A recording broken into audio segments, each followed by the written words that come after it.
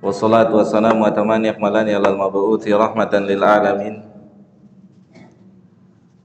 wa ala alihi wa ashabihi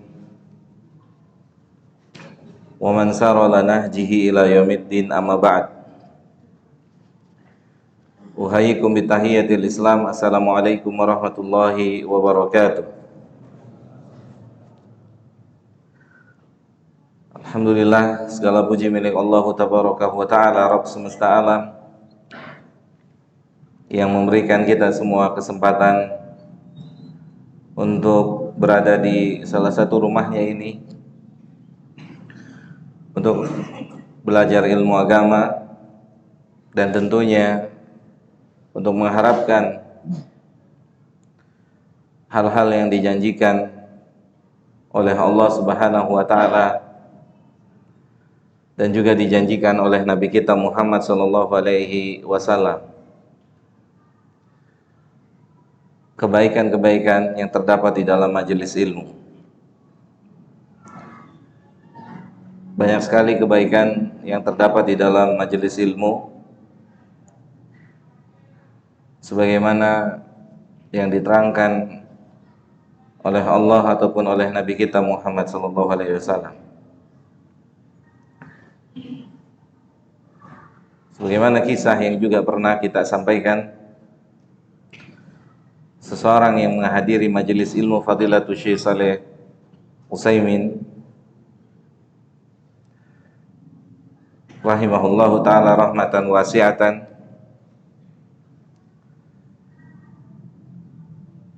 kemudian Fadilatul Syekh bertanya kepada salah seorang hadirin, apakah engkau memahami pelajaran yang telah dibahas? Dasar Fadilatul Syekh bertanya karena Syekh melihat gelagat orang ini tidak memahami pelajaran. Maka tepat apa yang diduga oleh Fadilatul Syekh, orang tersebut menjawab dia tidak faham pelajaran.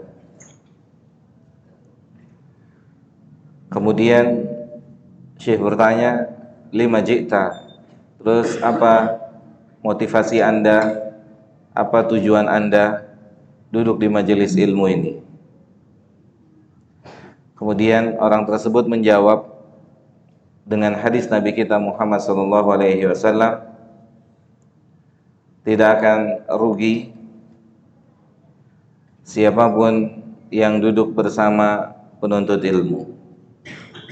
Tidak akan rugi siapapun yang duduk bersama penuntut ilmu. Walaupun ilmu tidak dia dapatkan atau belum dia dapatkan saat itu, tetapi jika dia penuh etika, penuh adab di dalam majelis ilmu, maka poin yang lainnya masih mungkin bisa dia dapatkan. La yashqa. Orang yang ada di majelis ilmu dia tidak akan rugi. Mungkin dia akan keluar dari majelis ilmu dengan membawa ilmu yang minim, ilmu yang sedikit.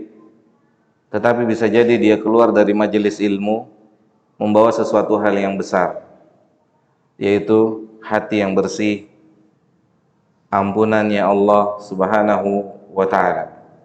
Karena dijelaskan oleh para ulama, menuntut ilmu itu bukan hanya sekedar menambah ilmu dan wawasan, bukan hanya sekedar memperbaiki gerakan sholat kita, bukan hanya sekedar mengetahui bacaan-bacaan Al-Quran yang benar, tapi menuntut ilmu itu memperbaiki hati kita, memperbaiki isi hati kita. Karena sama-sama kita tahu, besok saat berjumpa dengan Allah Tabaraka wa ta'ala, bukan hanya sekedar mereka yang rutinitas ikut pengajian, bukan hanya sekedar mereka yang menjaga sholat 5 waktunya, atau ibadah-ibadah lainnya. Kita pernah dengar, bahkan mungkin kita hafal, kata Allah Subhanahu wa ta'ala, illa man atallah biqalbin salim. Jadi bisa jadi dan boleh jadi kita orang yang menguasai sifat sholat Nabi. Bisa jadi dan boleh jadi kita orang yang menguasai bahasa Arab.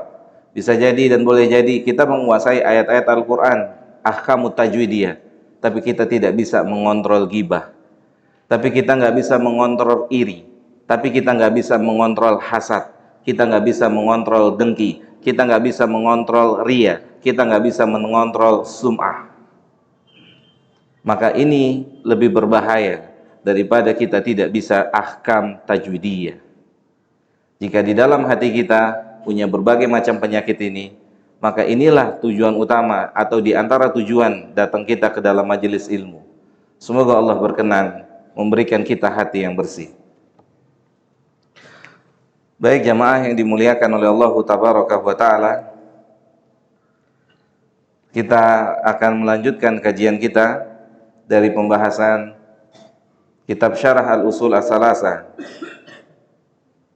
karya Syekh Muhammad Shalih Al-Utsaimin rahimahullahu ta'ala.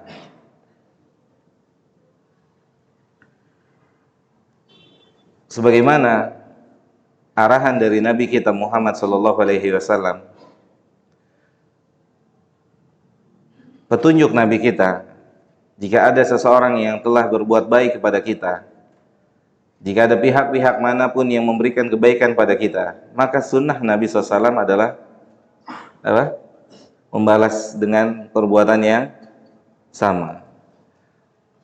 Mungkin kita hari ini belum bisa membalas kebaikan daripada Fadilatul Syekh rahimahullahu ta'ala yang telah mengorbankan waktunya, tenaganya untuk Islam.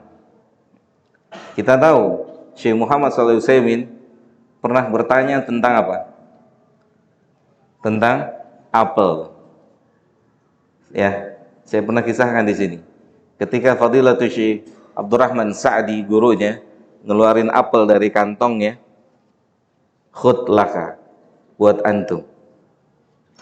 Apresiasi dari seorang guru kepada muridnya. Diambil hadiah di kantongnya, apel, khud, ambil buat antum. Apa kata Syekh Utsaimin? Syekh Utsaimin muridnya Syekh Abdurrahman Sa'di. Antum tahu berapa ribu orang yang duduk di majelisnya Syekh Abdurrahman Sa'di? Berapa? Ada berapa ribu atau ratusan ribu? Ada berapa? Satu, cuman Syekh Utsaimin. Allahu Akbar. Yang belajar cuman satu, Syekh Utsaimin. Gurunya siapa? Ulama. Ulama, ahlul ilmu. Dihadiahkan, khud laka, ambil. Apa kata Syekh Utsaimin? Ada yang tahu kisah ini? Apa mas? Ini apa? Makannya diapain? Digoreng? Direbus? Atau gimana? Allahu Akbar. Dia nggak tahu dunia. Dia nggak tahu perkembangan. Habis waktunya dengan ilmu. Untuk siapa? Untuk kita semua. Dia korbankan waktunya. Dia jadi gaptek. Dia nggak kenal teknologi. Itu para ulama. Untuk siapa? Untuk mereka pribadi? Tidak. Kita yang menikmati ilmu mereka. Kita yang menikmati ilmu mereka. Oleh karena itu kita tidak bisa membalas jasa-jasa mereka. Paling tidak kita mendoakan semoga Allah Jalla Dzikruhu menerima karya yang telah beliau tulis ini dan para ulama lainnya. Semoga apa yang mereka usahakan, semoga apa yang mereka tulis, semoga apa yang mereka sampaikan diterima oleh Allah Subhanahu wa taala dan menjadi catatan kebaikan mereka kelak di hari kiamat. Dan semoga Allah taala mengampuni kekeliruan dan kesalahan khususnya dalam kitab ini dan dalam hal-hal yang lain. Semoga Allah mengampuni dan memaafkan kesalahan Fadilatul Syekh dan juga para ulama lainnya. Allahumma amin. Baik jemaah yang dimuliakan oleh Allah Tabaraka wa Ta'ala, kita akan melanjutkan kajian kita dari pembahasan Syarah Al-Usul As-Salasa. Beliau mengatakan rahimahullah,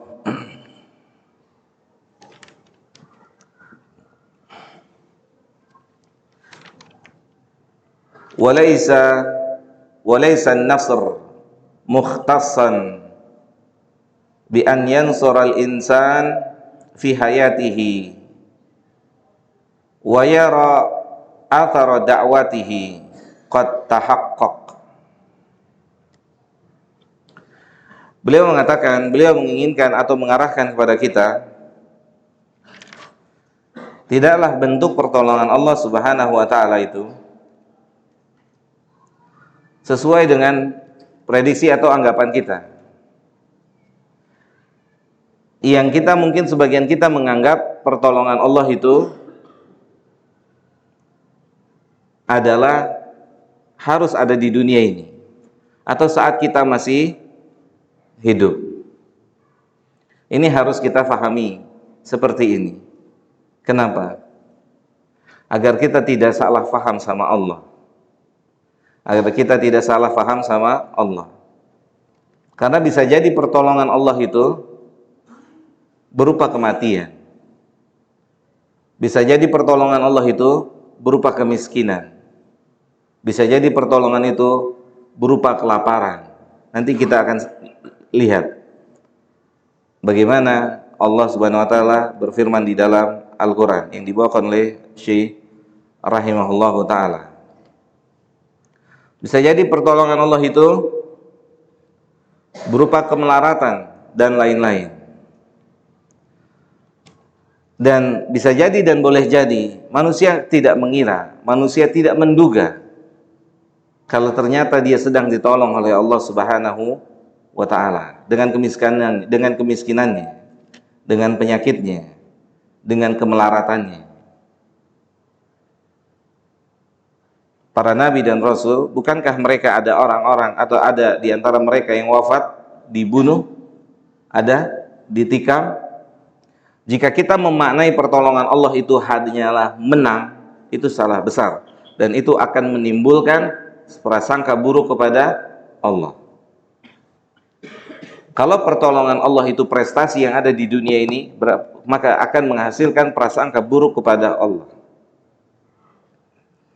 Kalau kita menganggap, menduga, mengira kalau pertolongan Allah itu adalah sesuatu yang bisa kita rasakan di dunia ini atau berupa prestasi yang ada di dunia ini, maka itu akan menimbulkan salah besar atau salah duga, salah prasangka kepada Allah Tabaraka wa taala.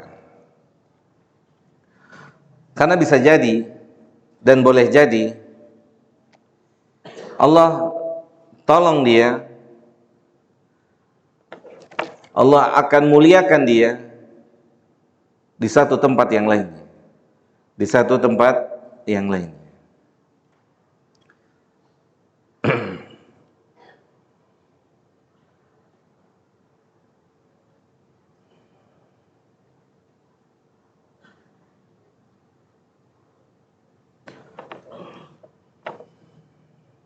Kemudian penulis mengatakan, balin nasr yakunu walau ba'da mautihi bi an yaj'alallahu fi qulubil khalqi qabulan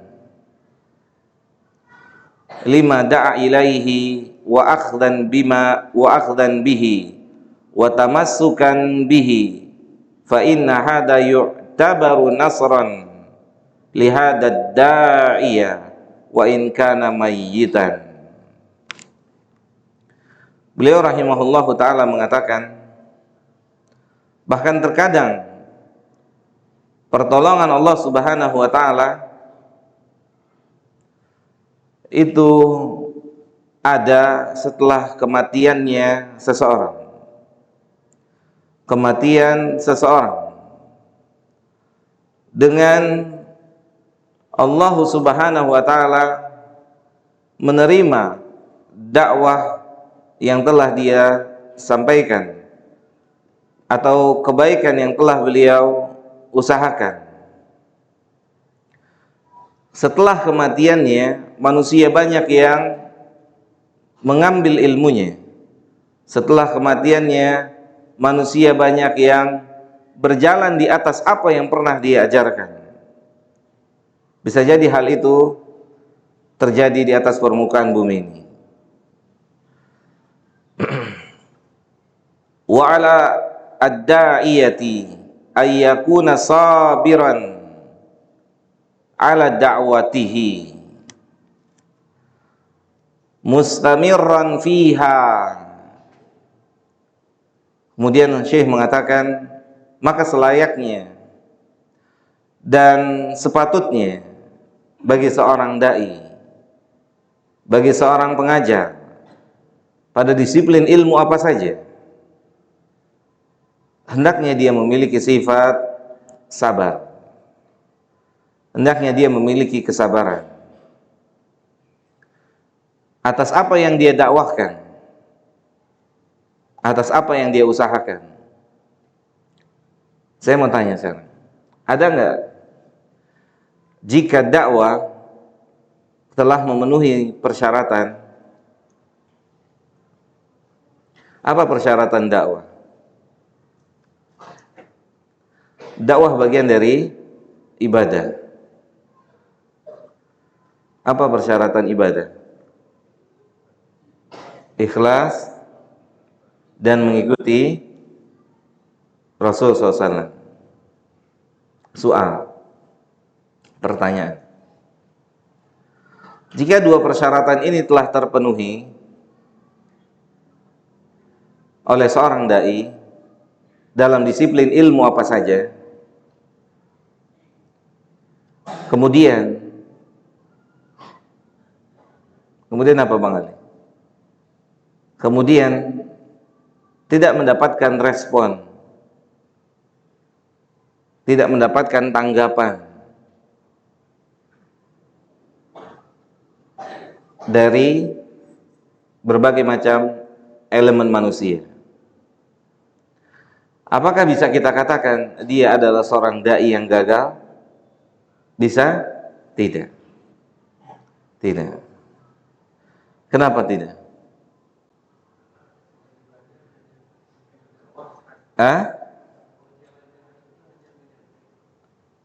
Karena ibadah jika telah terpenuhi persyaratannya,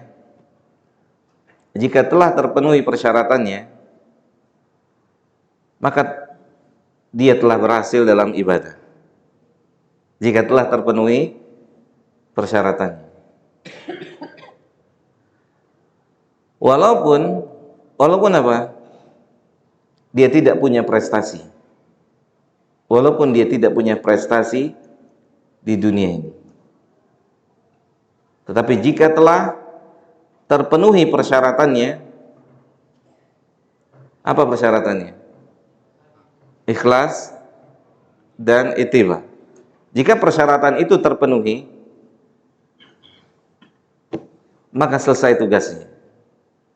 Ganjaran semoga Allah akan berikannya. Oke, jamaah. Jadi konsentrasi kita, siapapun kita, itu tidak layak atau tidak tepat ketika mengatakan sia-sia apa yang kita usahakan. Tidak. Kalau memang tujuannya Allah, enggak sia-sia. Tapi kalau tujuannya cari muka, iya sia-sia. Oke? Kalau memang tujuannya Allah, enggak sia-sia. Abadan.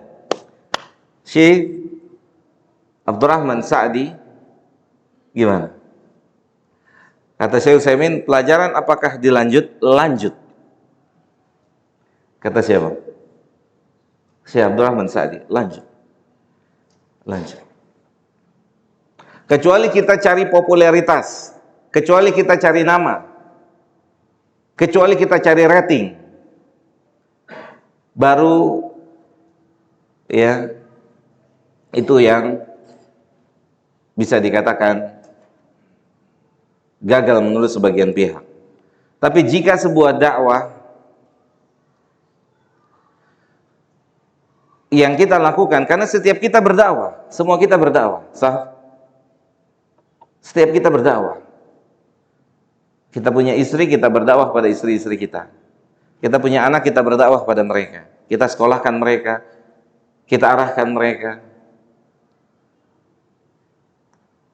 Kapan antum bilang antum berhasil mendidik anak antum?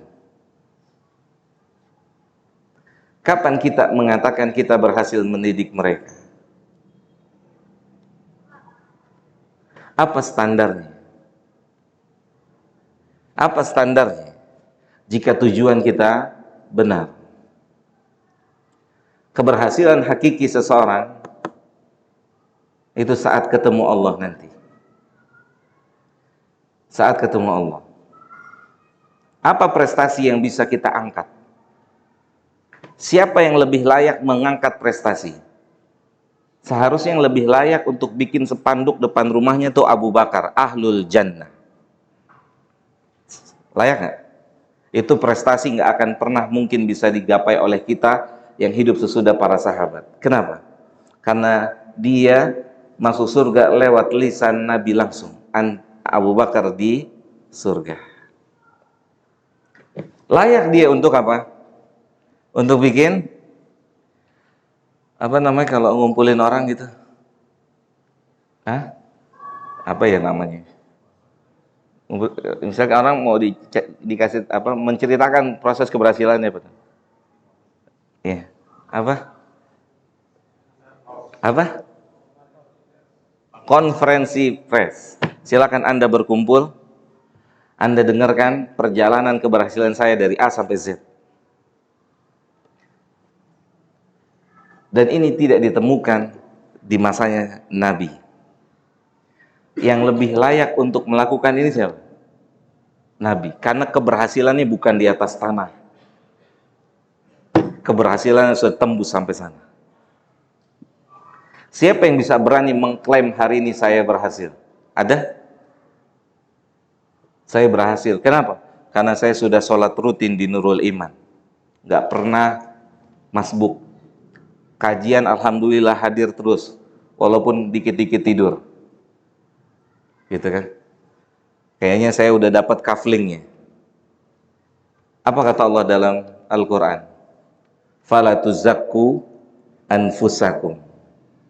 Nabi paling mengerti, Nabi paling faham tentang ayat ini. Jangan Anda merasa suci. Allahu Akbar.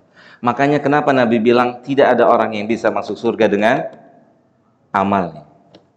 Tidak ada orang yang bisa masuk surga dengan amalnya. Dia paling mengerti. Antum tahu Ahlul Badar?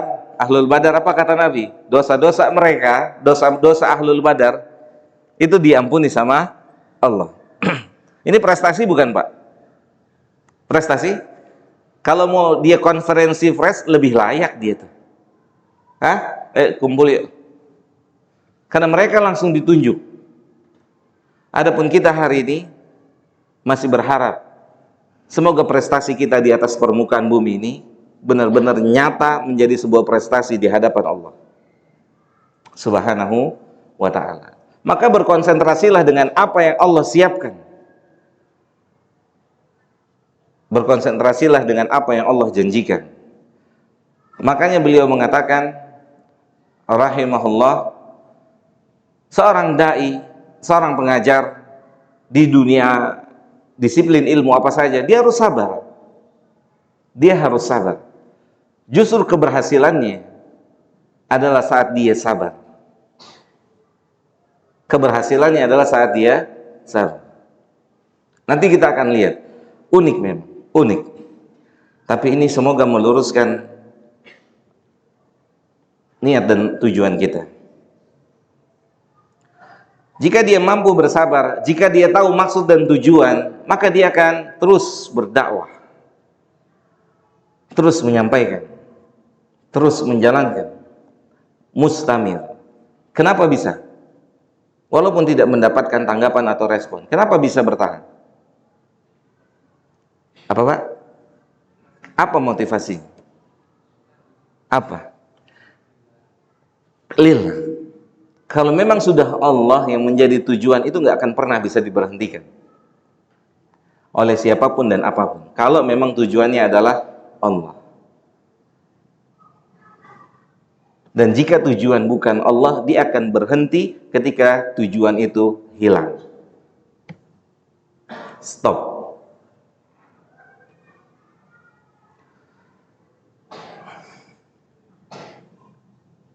Sabiran ala ma yada'u ilaihi min dinillahi azza wa jal.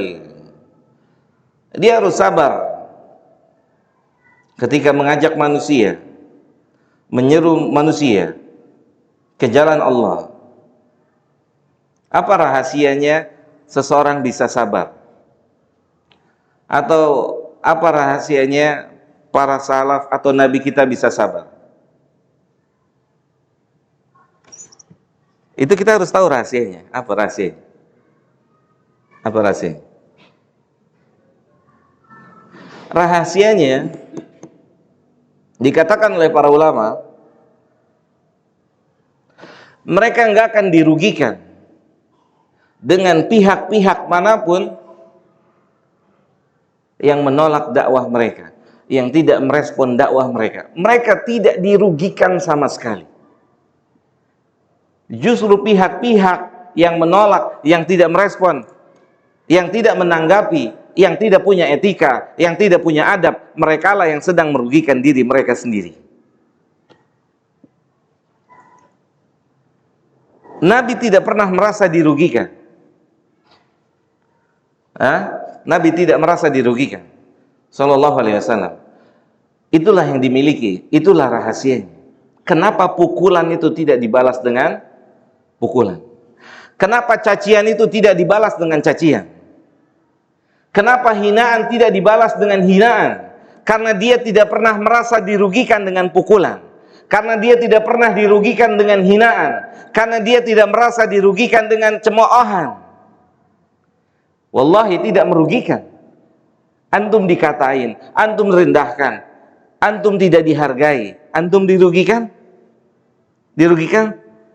Kagak. Bahasa Bang Rijal tuh kagak gitu kan. Kagak. Enggak. Wallahi enggak. Saat kita dihina, saat kita dicaci, saat kita dimaki, saat kita direndahkan, hakikatnya apakah kita dirugikan? Tidak. Itulah rahasianya. Kenapa beliau Sallallahu Alaihi Wasallam bisa menolak apa? Tawaran penjaga Uhud. Udah sepeneng penjaga Uhud udah nggak terima. Bukan lagi manusia, bukan lagi wong yang nggak terima dengan perlakuan manusia kepada Nabi. Biasa, komandannya aman-aman, prajurit gimana? Bersikap gitu ya. Udah bukan manusia lagi jamaah. Yang melakukan gangguan pada Nabi SAW itu bukan lagi manusia, yang mau merespon, yang mau membantu, yang mau menolong Nabi itu bukan lagi manusia, tapi malaikat. Lihat respon Nabi. Kenapa bisa gampangnya Nabi mengatakan mereka orang yang nggak ngerti? Allahu Akbar. Mereka orang yang nggak ngerti. Kenapa bisa gampang? Kita bisa menjalankan sholat 5 waktu, sifat sholat Nabi. Yang ini gimana? Apakah ini bukan sunnah? Apakah standar salafi itu? Mafhum? Yang ini gimana? Kok Nabi bisa? Dia orang yang nggak ngerti. Kalau dia paham, dia nggak mungkin begitu sama saya. Allahu Akbar. Kalau dia jual, gimana Rom? Dia jual, kita beli. Gimana Pak Rudi? Prinsip ini masih ada? Dia jual, kita beli. Lihat Nabi kita Muhammad SAW, Allahu Akbar, itu kudwah. Jadiin dia kudwah, komprehensif, menyeluruh. Bukan cuma tunggang-tunggingnya, tapi menyeluruh. Kok bisa dia bilang, mereka nggak ngerti, mereka nggak tahu siapa saya. Kalau mereka tahu siapa saya, mereka nggak begitu sikapnya sama saya. Allahu Akbar. Allahu Akbar. Itu hebatnya siapa? Nabi kita. Gitu. Isupnya udah bunyi itu sup. Belum. Itu 5 menit lagi. Ini salah satu sunnah. Sulit. Bahkan sangat sulit. Sangat sulit.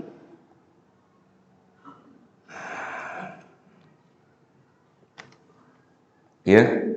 Sangat sulit, sangat sulit.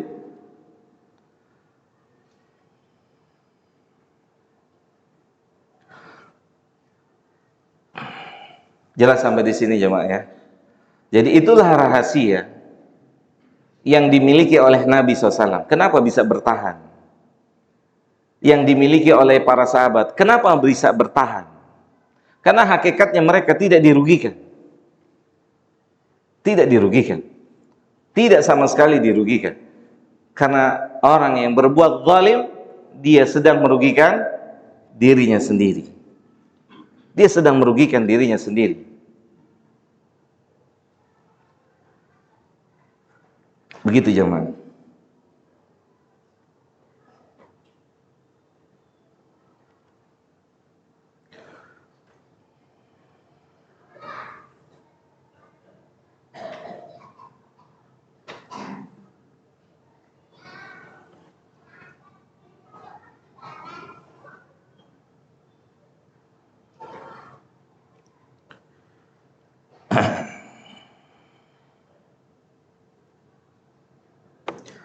Kemudian beliau mengatakan,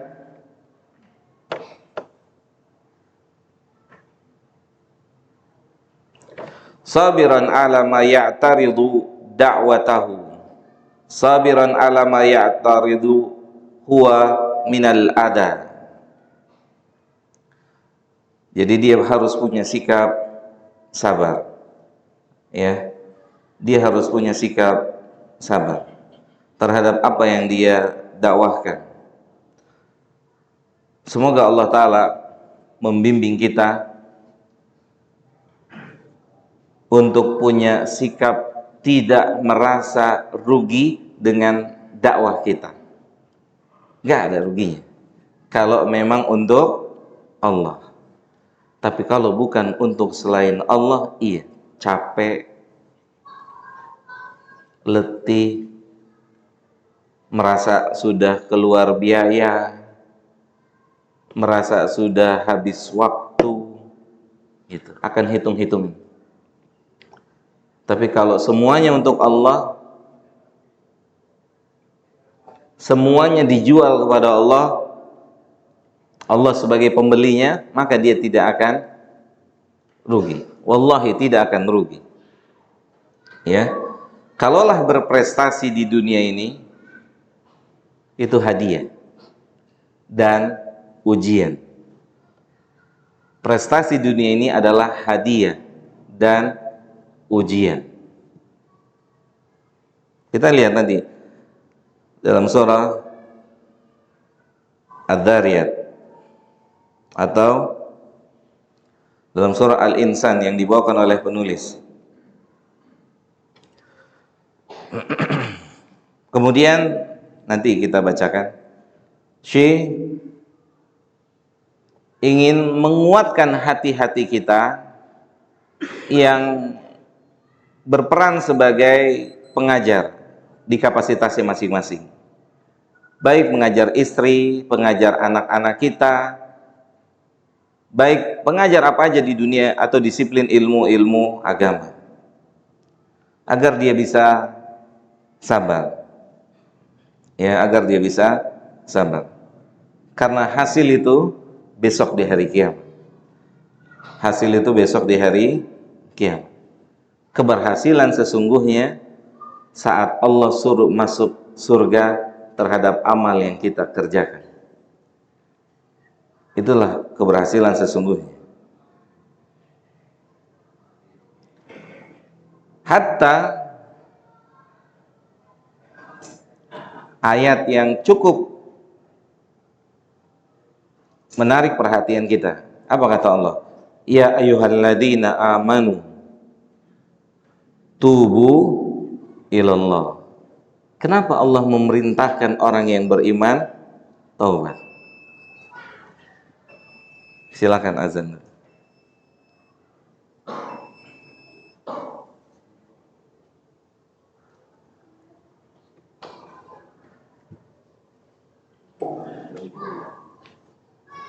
Allahu Akbar, Allahu Akbar.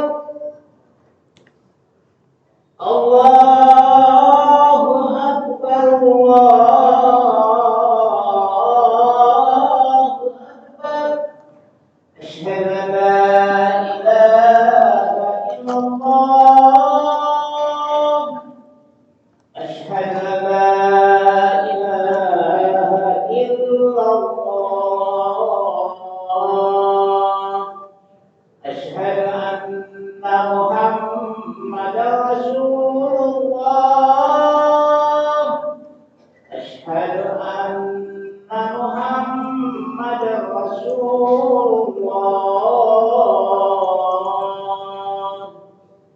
حي على الصلاة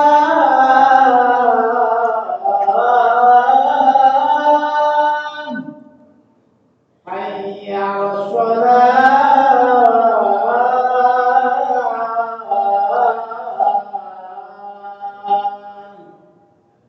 حي على الفلاح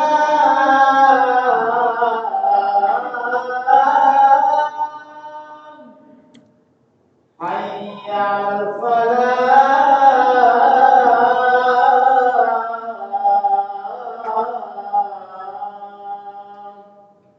الله أكبر الله أكبر لا إله إلا الله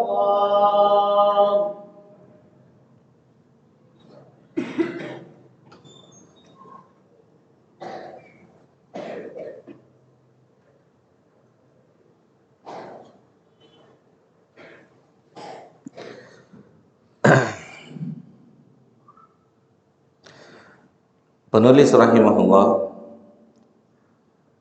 ingin memberikan kita arahan agar kita kuat dalam berdakwah di kapasitas kita masing-masing, agar kita tidak merasa rugi, karena tidak ada yang rugi ketika memang dilakukan untuk Allah Subhanahu wa taala atau karena Allah Subhanahu wa taala, tidak akan rugi. Kemudian penulis membawakan firman Allah dalam surah Adz-Dzariyat dan Al-Furqan.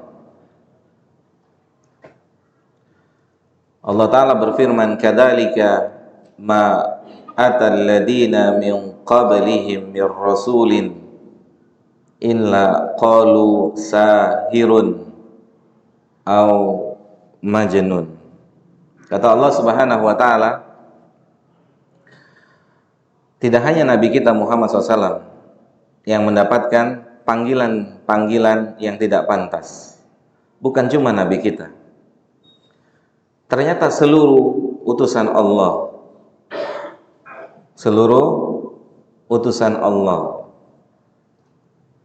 mereka dipanggil dengan panggilan yang tidak pantas.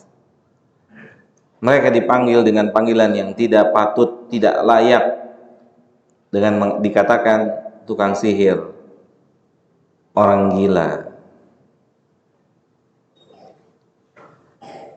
Apa respon mereka? Apa respon mereka? Apa respon para rasul itu? Ketika dikata tukang sihir, orang gila, berhenti dakwahnya? Berhenti dakwahnya? Enggak. Atau beliau mengatakan, antum yang tukang sihir, antum yang gila. Beliau ucapkan ucapan serupa? Wallahi tidak. Direspon enggak sama Nabi? Ucapan-ucapan ini direspon sama Nabi? Enggak. Kata para ulama, dijelaskan oleh para ulama, tidak direspon sedikit pun oleh Nabi. Dibiarin aja. Kalau kita mungkin masuk ke dalam hati kali ya, kalau dakwah masih main perasaan, masih main hati, berat, mudah tersinggung, berat. Karena dakwah, antum lihat aja ayat-ayat Al-Quran, isinya singgungan. Ayat Al-Quran, hadis Nabi, itu isinya menyinggung kita. Menyinggung.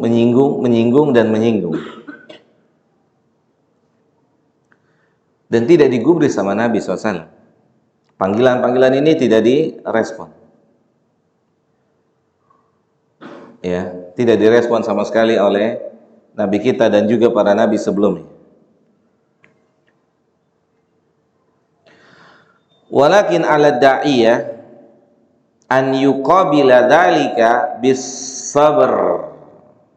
Akan tapi yang patut dan layak untuk seorang dai, siapapun, kita semua dai, mendakwah, kita dakwah pada istri kita, pada anak kita. Kita akan mendapatkan perlakuan-perlakuan itu. Dan sepatutnya, selayaknya, itu cuman satu sikapnya, yaitu sabar. Udah itu aja, sabar. Sabar. Sabar itu berat. Ya. Dan jadi ringan kalau ditolong sama Allah. Oleh karena itu mintalah pada Allah, semoga Allah anugerahkan kita sifat sabar.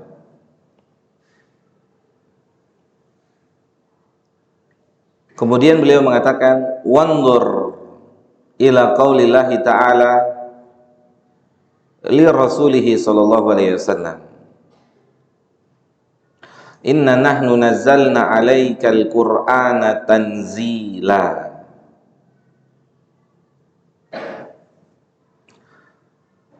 Allah mengabarkan menurunkan Al-Quran kepada Nabi kita Muhammad SAW, akan memberikan nikmat pada Nabi kita SAW. Kalau kita dapat berita, Anda akan dapat nikmat minggu depan, dibelikan sepeda baru misalnya, dibelikan sepatu baru misalnya. Apa di antara respon kita? Respon kita apa? Bersyukur kan? Betul ya? Bersyukur. Tapi ayat ini unik. Syekh Utsaimin mengatakan, justru kelanjutan ayatnya Allah bilang fasbir, sabar. Akan dapat nikmat ayat-ayat Al-Quran, disuruh sabar. Sama siapa? Allah Jalla dzikruhu subhanahu wa ta'ala. Mau mendapatkan nikmat disuruh sabar. Kenapa? Karena hakikat orang yang mendapatkan nikmat apa? Diuji. Tsumma latus alunna yauma idzin anin na'im. Itu dalam tuh. Fasbir, sabar. Sabar. Jadi saat kita mendapatkan tambahan kenikmatan, maka tertuntut juga untuk tetap sabar. Sabar atas tambahan nikmat itu. Dengan menggunakannya di jalan-jalan yang Allah ridhoi. Sabar untuk tidak mengangkat lisan dengan mengatakan nikmat ini hasil perjuangan saya. Beratnya untuk menahan lisan ini berat. Ini saya bisa begini karena saya sering begadang.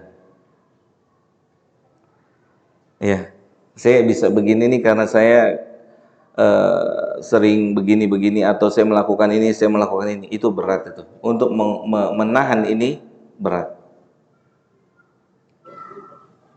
Yang benar gimana? Yang tepat seperti apa? Ketika kita mendapatkan prestasi, yang tepat sikap kita bagaimana menurut Al-Quran dan Sunnah? Yang tepat menisbatkan itu semua langsung kepada pemberi, Allah Subhanahu wa ta'ala, dan melupakan apa? Melupakan apa? Ikhtiar kita. Kalau nggak mau masuk di pintu ujub dan sombong. Oh, kalau mau ngomong itu orang-orang masuk Islam, saya tuh yang Islamin, itu Nabi lebih pantas ngomong begitu. Iya kan? Lebih pantas dia tuh. Kalau bukan karena saya, itu nggak ada yang masuk Islam tuh orang-orang tuh. Kafir semua masuk neraka. Itu beliau lebih pantas. Keluar nggak dari mulut dia? Wallahi enggak. Antum tahu 10 orang yang dijamin masuk surga? Tahu ya? Tahu ya 10 orang yang dijamin masuk surga? Itu ada beberapanya, 3 orang atau 4 orang, itu masuk Islamnya di tangan siapa? Abu Bakar. Dahsyat. Nempel Abu Bakar itu. Kalau mau nempel orang, ditempel apanya? Amalnya, bukan nama tenarnya. Tempel, oh dia bisa buat kita nangis. Antum mau bayar berapa air mata yang bisa antum keluarin? Kalau air mata itu bisa memadamkan api. Api apa? Neraka. Apa kata Nabi? 2 mata yang tidak akan tersentuh dengan neraka. Salah satunya mata yang mengeluarkan air karena takut sama Allah. Itu antum cari orang yang bisa membuat antum nangis takut sama Allah. Jangan lepas. Itu hakikatnya.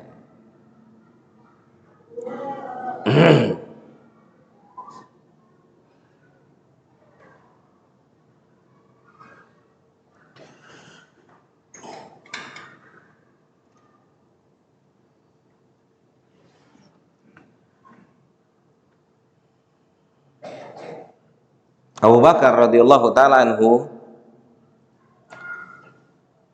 beliau yang mengislamkan, yang menjadi wasilah, yang menjadi perantara untuk beberapa sahabat yang dijamin masuk surga, atau 10 sahabat yang disebut oleh Nabi kita Muhammad sallallahu alaihi wasallam. Tapi dia nggak punya mental apa? Sombong. Nggak keluar dari lisan dia, kalau bukan karena saya, dia nggak mungkin masuk ke yang 10 ini. Hebat, hebat, hebat ya, hebat. Ini mental harus kita punya. Ini mental harus kita miliki.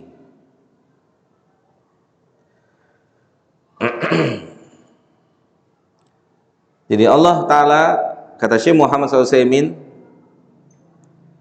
di antara yang cukup mendapatkan perhatian akan mendapatkan nikmat, tapi Allah bilangnya apa? Fasbir, sabar. Sabar. Kita mau dapat nikmat itu harus sabar. Atau setelah kita dapat nikmat, sikap kita di antaranya sabar. Yang dekat kepada kesombongan saat berprestasi atau tidak berprestasi. Yang bikin status sudah hafal 30 juz atau baru Iqra 1? Hah? Gimana? Yang lebih dekat kepada apa? Kesombongan yang mana? Yang mana? Yang diterima di kampus favorit atau yang tidak di kampus favorit? Mana yang lebih dekat kepada kesombongan? Sahih? Real? Gimana? Mana yang lebih dekat kepada kesombongan? Saat kita memperoleh prestasi atau saat kita tidak berprestasi? Saat kita punya prestasi. Makanya kenapa orang yang punya prestasi harus sabar. Harus sabar. Kenapa, Sob? Agar prestasi itu sampai besok ke hadapan Allah Jalla dzikruhu. Karena prestasi dia yus'al, ditanya besok dia di hari kiamat atas prestasinya itu. Ilmu bagian dari soal, sah? Betul? 4 pertanyaan yang Allah tanya diantaranya ilmu. Di mana antum belajar? Apa yang antum banggakan dengan belajar? Apa faidahnya antum belajar? Apa yang antum harapkan dengan belajar? Allah tahu? Allah tahu? Wallahi dia maha tahu. Dia maha tahu. Subhanallah. Kita hari ini duduk di majelis ini, ditanya besok sama Allah. Ini nikmat yang kita akan ditanya sama Allah. Tsumma latus'alunna yauma idzin anin na'im. Gitu. Antum percaya enggak? Ada orang bikin status lagi ngaji. Ada? Ada Pak Haji? Banyak, bukannya ada ya? Banyak. Ini salah satu yang harus kita perbaiki. Kenapa harus diperbaiki? Antum lihat surat Al-Mu'minun. Ini surat terakhir di malam ini, insyaallah. Pak Haji ya. Surat Al-Mu'minun ayat 60.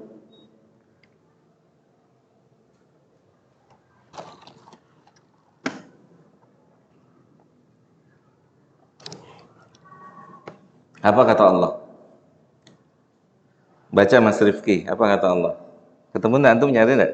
Orang-orang yang memberikan sedekah dan zakat mereka dengan hati yang takut karena mereka tahu bahwa sesungguhnya mereka akan kembali kepada Tuhan mereka. Allah sedang menceritakan sahabat. Lihat ini. Sahabat itu kalau habis beramal hatinya gini nih. Duk, duk, duk, duk. Karena besok akan ditanya, kenapa antum beramal? Kan belum selesai urusannya. Walaupun prestasinya sudah didapat. Kan belum beres. Walaupun semua orang udah puji kita. Kan belum selesai. Kan belum berhadapan di hadapan Allah. Sahih? Kenapa antum belajar? Kenapa antum duduk? Kenapa antum sholat? Kenapa? Kenapa? Dan kenapa? Kan belum selesai. Ini sahabat. Wa qulubuhum wajilah. Hati mereka gini. Karena besok Allah tanya, kenapa antum infak? Untuk siapa antum infak? Jadi mereka ketakutan sesudah beramal. Kita bikin status. Ya subhanallah. Kita tidak menjas semua orang yang bikin status ria dan sum'ah. Enggak, cuman hati-hati. Mereka hatinya begini. Dek, dek, dek. Karena besok Allah tanya, kenapa antum beramal? Walaupun kita sudah dapat prestasi di atas bumi ini, semua orang puji kita, sanjung kita, elu-elukan kita, tapi kan belum berdiri di hadapan Allah. Apa kata Aisyah ketika mendengar ayat ini? Emang mereka melakukan dosa? Emang mereka minum homer? Emang mereka zina? Emang mereka merampok? Kok sampai begitu hatinya empot-empotan, ketakutan? Kenapa sampai kayak begitu? Apa kata Nabi? Enggak. Mereka sholat, mereka puasa, mereka zakat, mereka haji, mereka umroh, mereka jihad. Tapi karena mereka tahu amal itu, mereka akan ditanya di hadapan Allah, kenapa antum belajar? Apa motivasi antum? Allah tahu atau tidak? Tahu. Kenapa antum jihad? Kenapa antum infak? Kenapa antum sedekah? Dan seterusnya. Itu hatinya tuh. Dan dipuji sama Allah di ayat berikutnya apa? Ulaika yusari'una fil khairat. Allah puji mereka. Para sahabat itu selalu gerak cepat dalam amal. Nah itulah. Makanya kenapa ketika kita mendapatkan satu nikmat harus bersabar. Semoga kita bisa jawab semua pertanyaan yang akan Allah tanyakan kepada kita di hari yang sangat menakutkan kelak. Cukup aja ya. Cukup sampai di sini, mudah-mudahan ada manfaatnya buat saya dan buat kita semua. Jika ada yang benar semuanya dari Allah Subhanahu wa taala, dan jika ada yang salah atau banyak yang salah itu dari saya dan dari syaitan. Saya bertobat pada Allah Subhanahu wa taala. Silakan dibuang jauh-jauh jika apa yang saya sampaikan tidak sesuai dengan Al-Qur'an dan sunnah Nabi kita Muhammad sallallahu alaihi wasallam. Semoga Allah tambahkan nikmat berikutnya untuk kita, karena kita mengimani tambahan nikmat itu dengan cara bersyukur pada Allah Subhanahu wa taala. Semoga ada nikmat qiyamul lail, Semoga ada nikmat puasa sunnah di hari Kamis besok. Semoga ada nikmat bisa meneteskan air mata di malam hari nanti, dan nikmat-nikmat lainnya sebelum kita berjumpa dengan Allah Tabaraka wa Ta'ala. Amin Allahumma amin. Wa sallallahu ala nabiyyina Muhammadin wa ala alihi wa sahbihi ajma'in. Subhanakallahumma bihamdika asyhadu an la ilaha illa anta astaghfiruka wa atubu ilaika. Assalamualaikum warahmatullahi wabarakatuh.